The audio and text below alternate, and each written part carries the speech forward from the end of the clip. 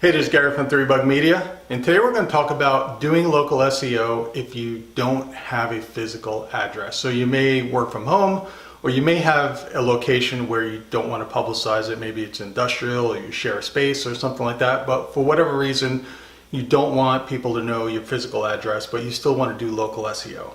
The good thing is there's still a lot of things you can do, and we're going to talk about two different web properties today: your Google My Business listing and your website. Both of these are your two main web properties when it comes to local SEO, and both of them should be given equal importance because they're both super important when it comes to local SEO. So let's start with Google My Business.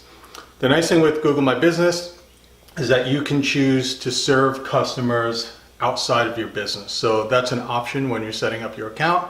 You can choose to hide your physical address and select that you choose to serve people at their location or out in the road or something like that. So you're definitely going to select that, and that is going to effectively hide your address in Google My Business.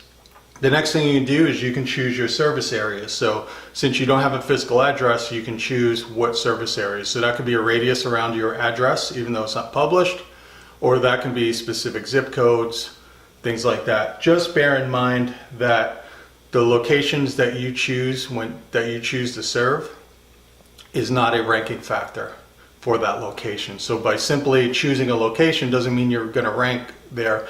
Google still uses your physical address that you use to set up your account, even if you're not publicizing it and you're not using that as, your business location. So choose your location wisely on there. So if you're out in the burbs, but you're serving people, in the downtown core of your city, take that into account. If you're hiding your address, maybe you can, find a small office space or, something to get a location a little bit closer. So one thing Google does not want you to do is use, rented mailboxes or fake locations, things like that. But if you are able to get a physical address closer to the city where you can verify it with Google, that would help you a little bit ranking in that city. So like I said, choose the areas you're going to serve, but it's not technically a ranking factor. It's just letting Google know that you technically can serve that area. So if there's no other businesses in that area or something like that, they may or may not show you for that area. Business descriptions. When Google My Business first came out, when it was called Google Places, you used to be able to add a business description. Then they took it away for a number of years and they just brought it back, which is great. So now you can add a short description about your business. So I don't know if this is a ranking factor. They've never come out and said this is a ranking factor, but it's good to put in the areas that you serve in there for at least people that are reading it. So write a little description about your business and then put some of the areas that you serve in that description. Posts and images. Posts, Google now lets you post kind of like a Facebook post on the Google listing. So you might talk about different areas that you serve and things like that. Like I said, it's not technically a ranking factor, but it could help people understand that you serve where, what areas you serve in your city. Images, when you take pictures with your phone, there's lots of geo-targeted data inside those images. Those are great ones to take pictures with your phone when you're out on the road, different locations, upload them to your listings or get customers to do the same. Same thing as business description and post, technically not a ranking factor, but there are a lot of people out there that say geo-targeted images do play a very minor role in helping at least Google understand where you serve, what areas you serve. So taking lots of pictures with your phone and uploading them as you're out and about in different locations definitely helps. Citations. Citations are very important for Google My Business. A citation is a mention of your business on a third-party website. It can be structured or non-structured. Structured would be like Yellow Pages, LinkedIn, Yelp, where it's kind of a set format. Unstructured would be like a mention in a blog post, or the media mentions your business name, things like that. Citations are important when it comes to local SEO. Unfortunately, the majority of places where you're going to be able to add your business do require an address, and most of them do not give you the option to hide it. But there are a lot of places out there where you can still add your business information but still hide your address. Yellow Pages being one. I believe Angie's List, because they work with so many different service businesses. A lot of them might work from home. You may be able to hide your address with them, but you have to do a little bit of research and find those citations, those directories, where you can add your information without putting your physical address in there. Next is your website. So the structure for the website, since you can't add your information, you can't add your physical address to your website for whatever reason, you don't want to publicize it. What you want to do is you want to break down your website to different locations and then try to target for that location. So say you're in the city of Charlotte and you serve Charlotte, but you also serve some kind of surrounding neighborhoods and things like that.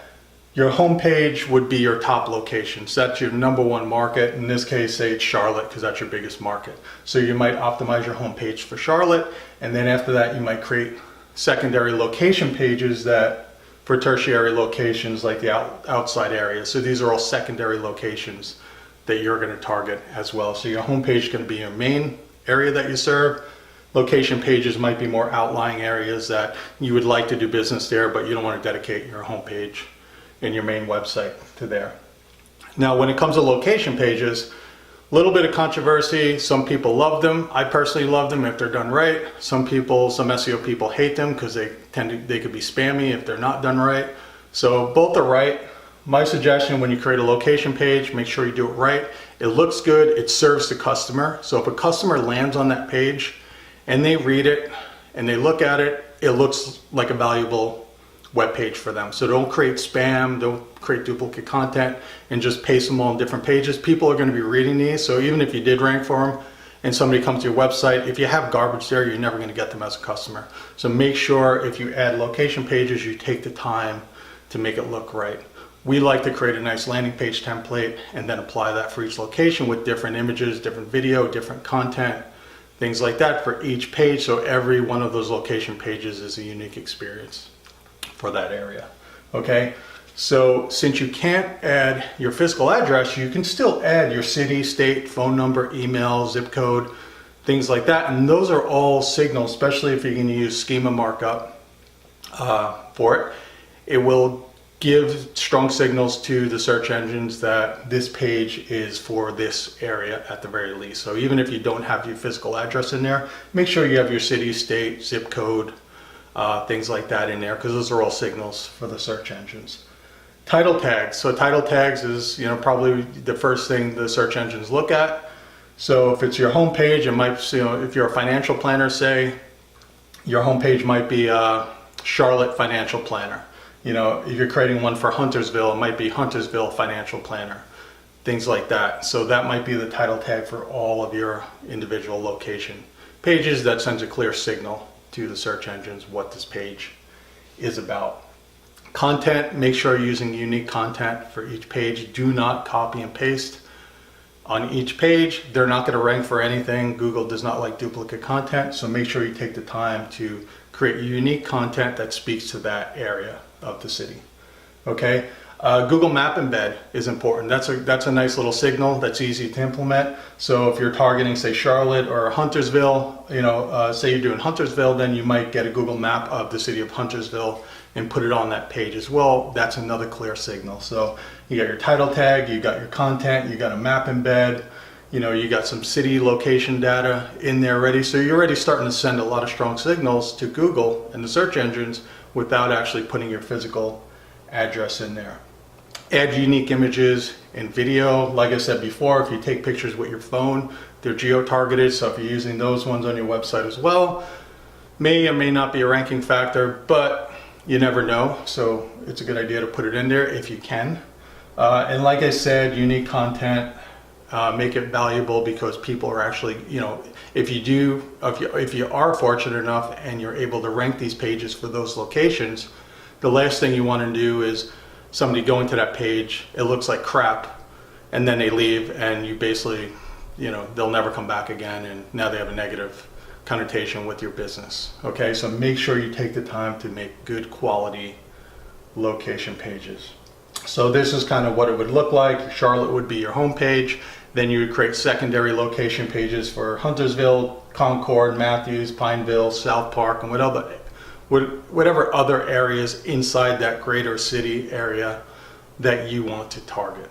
Okay, so hopefully this makes a little bit of sense. So there are a lot of things you can do as far as local SEO goes, even if you don't publicize your physical address. It's a little bit harder, but there's still tons of things you can do, and we're able to rank businesses all the time that choose not to publish their physical address. You know, real estate agents is an example. A lot of them work from home. They don't want to publicize their address. So, you know, that's an easy one, and we're able to get really good results by following a formula similar to this. Okay, so if you have any questions, you can go to 3bugmedia.com. Thank you very much, and have a good day.